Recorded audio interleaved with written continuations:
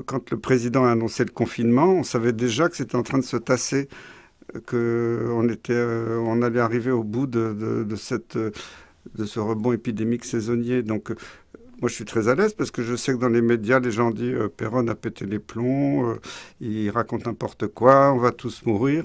Et j'ai toujours tenu le même discours et je suis fier de l'avoir tenu.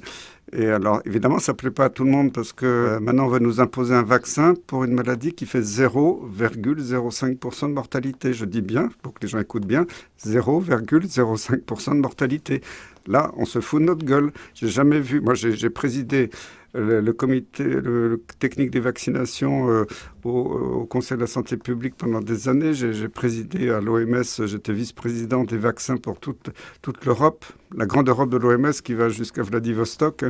Et j'ai jamais vu ça dans l'histoire de la médecine, qu'on impose un vaccin qui bientôt va être obligatoire pour 0,05% de mortalité, en sachant qu'on connaît parfaitement les gens qui peuvent mourir. C'est des personnes très âgées, obèses, mais pas les petits obèses. Les obèses qu'on a eus, ils avaient 150 kilos ou plus, avec des hypertensions artérielles très sévères, des diabètes très sévères, des maladies cardio-respiratoires très sévères ou rénales très sévères. C'est pas n'importe qui est mort. Et je suis désolé qu'il y ait eu tous ces morts, parce que moi, ce qui me désole, c'est quand le gouvernement dit, parce qu'il y a même un médecin qui a dit à la télévision hier que j'étais un des responsables de la deuxième vague. Alors si c'était pas aussi tragique, ça me ferait rire, mais là je trouve ça complètement lamentable.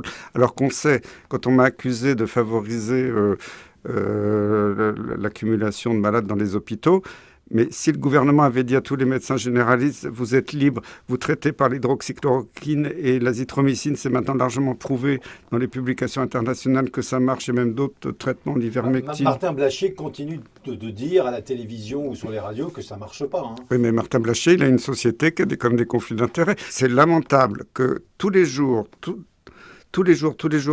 on voit des médecins qui parlent partout, et ils ont tous des conflits d'intérêts majeurs.